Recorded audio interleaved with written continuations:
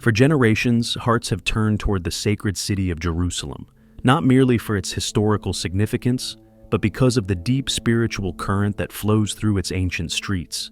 This is the land where prophets once spoke, where Jesus walked among the people, where he was crucified, and where he rose again, changing the course of history forever. In the heart of Jerusalem lies a structure held in reverence by Christians around the world, the Church of the Holy Sepulchre.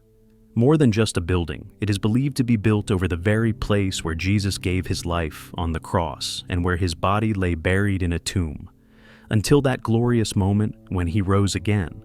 For over 16 centuries, this church has stood as a silent witness to faith, sacrifice, and hope. But recently, something remarkable happened within its sacred walls, something that has brought new light to one of the most powerful moments in human history. Before we dive deeper into this astonishing discovery, please take a moment to subscribe to our channel. Your support helps us continue bringing stories of biblical wonders and hidden truths to life every week. Now, let's take a journey into what lies beneath the stones of one of the holiest sites on earth, a restoration that changed everything. It all began with a restoration project, not unusual for a centuries-old church, but what was meant to be a careful and respectful renovation turned into something far greater. As workers and archaeologists carefully peeled back layers of stone flooring from the 4th century, they had no idea what was waiting for them below. Leading this delicate effort was archaeologist Dr. Francesca Stlair, who has spent years studying the ancient roots of Jerusalem. What she and her team uncovered was more than just broken pottery or weathered stone. What they discovered spoke directly to the pages of Scripture, validating a passage that has puzzled historians and believers alike for generations. As the team dug deeper, they passed beyond the time of Constantine, beyond the era when this holy church was first built by order of Emperor Constantine, influenced by his mother, Helena's divine conviction that this was the place of Jesus' resurrection. But what lay even further beneath those foundational stones revealed a more ancient story, one that stretched back hundreds, even thousands of years. Layer by layer, the team began to uncover the geological history of Jerusalem itself. They discovered signs of civilization from the Iron Age and the Roman period, and found compelling evidence of the transition from a Jewish cultural center to a Christian pilgrimage site. But it was one particular find that captivated the hearts and minds of everyone involved, and it ties directly to a verse in the Gospel of John. In John 19:41, the apostle gives us a subtle yet intriguing detail. Now, in the place where he was crucified, there was a garden, and in the garden, a new tomb in which no one had yet been laid. This verse has long raised questions.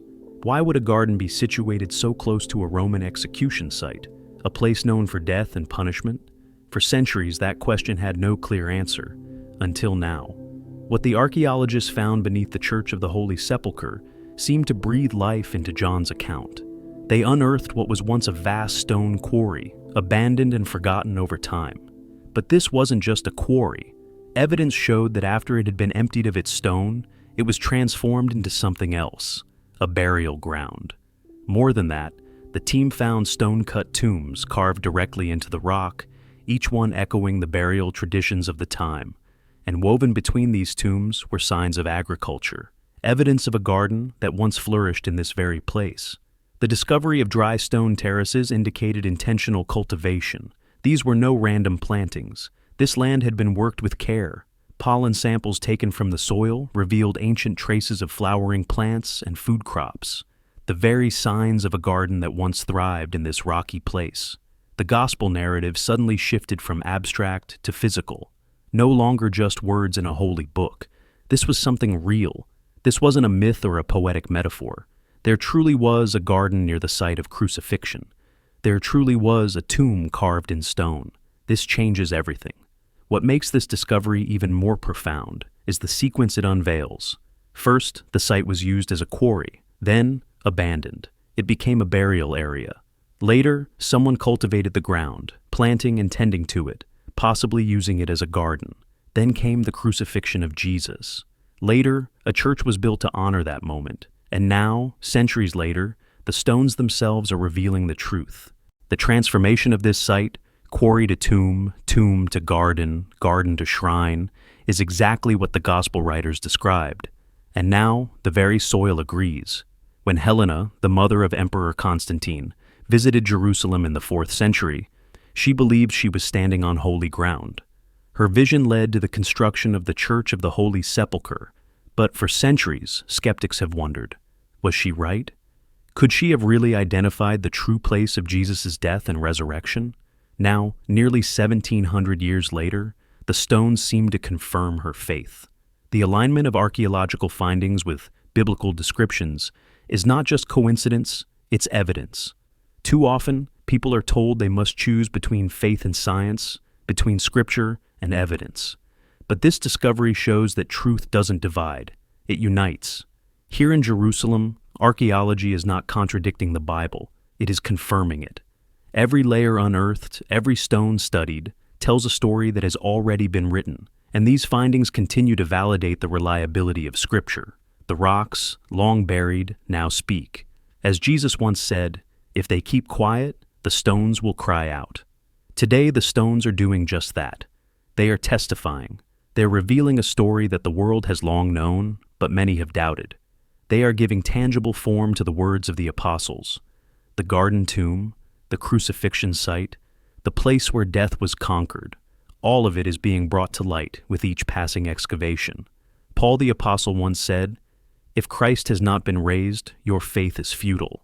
1 Corinthians 15:17. But now, through both scripture and science, we are reminded that our faith is not in vain. We are not clinging to legends. We are walking on sacred ground, on historical truth, on the very evidence of the resurrection. The Church of the Holy Sepulchre is not merely a symbol of faith. It is a physical testimony of the events that shaped salvation history. Beneath its ancient floors lie whispers of a garden, echoes of a tomb, and the quiet voice of a resurrected king. This church is not just a destination for pilgrims. It is a living document of history, chiseled in stone and rooted in the soil of prophecy fulfilled.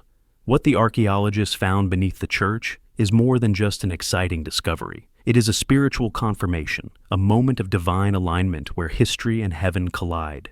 And the most incredible part?